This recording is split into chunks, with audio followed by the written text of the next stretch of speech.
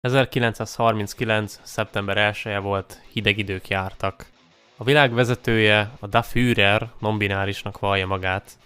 Ezt a nemek nem nézik jó szemmel, mert a Mici Macsónak, a Da Führernek tartoznia kell valahová. Így megalakul két csapat a két nemből, a faszosok, akiknek hadvezére Szónikás, a másik fél pedig a bakfisok, akiket Törcsöcsös vezet.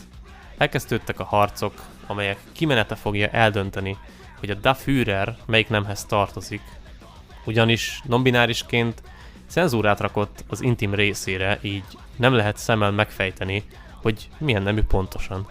A bakfisok harcoltak, köztük olyan erős tagokkal, mint Domestina, Merud, aki a penészt is eltávolítja, valamint Brétúró kifizetetlen mosógépe, akikről már ódákat zengenek.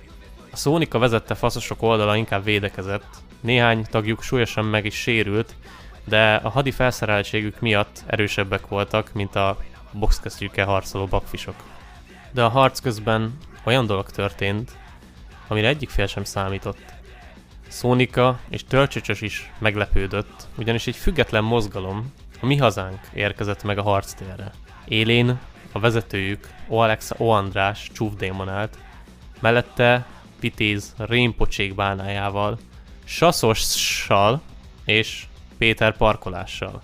A csúfdémon elmagyarázta a feleknek, hogy nem éri meg ilyen súlytalan témákkal foglalkozni, helyette harcolhatnának a gambling vagy a pefodilok ellen is.